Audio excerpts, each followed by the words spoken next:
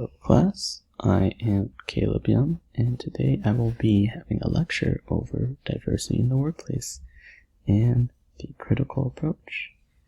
So let us get started.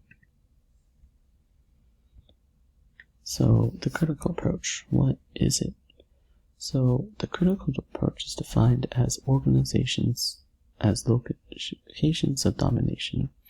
So within organizations, power is not equally distributed, and these organizations have traditional hierarchies with levels of power that people are each on.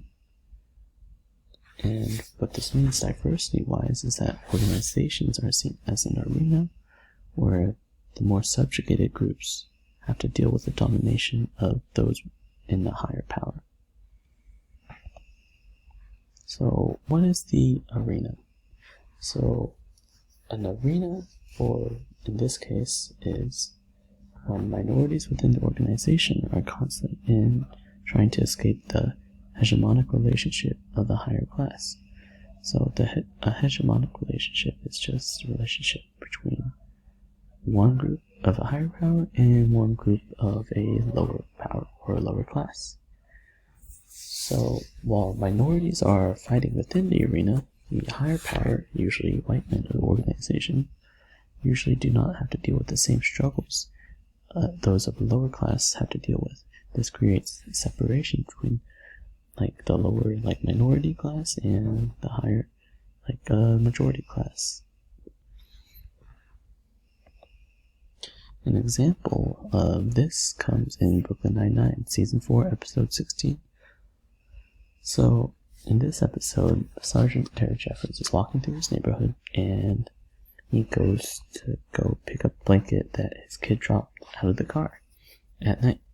Yet when he picks it up, a cop comes by, and he racially profiles Sergeant Jeffords despite being a cop.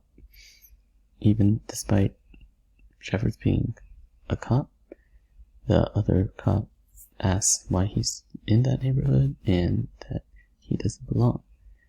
When Jeffords confronts him later, instead of apologizing for profiling him as a black man, the cop proceeds to demean Jeffords and tells him to have his badge on next time, and that he and his type of people do not belong in that neighborhood, which is extremely demeaning.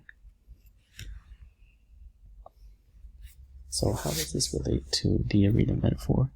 So basically, in this episode, Jeffords is having to fight for his rights, despite being a cop, which is supposed to give him a certain privilege.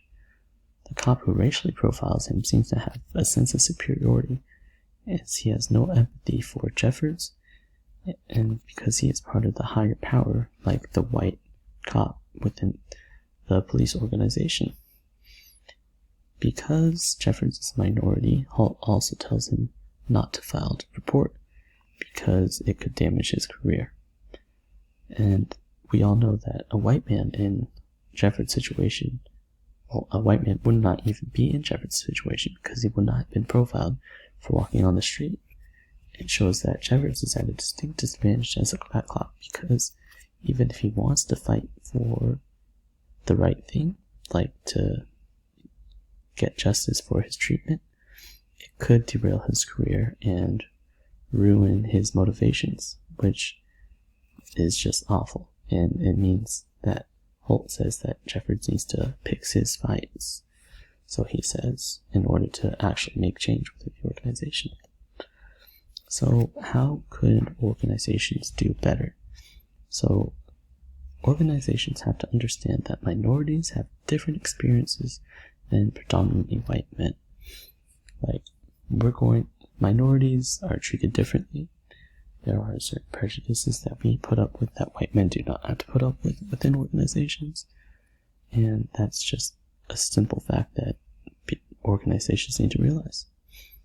They all have to realize that prejudice is a strong feeling and will almost always exist within microaggressions.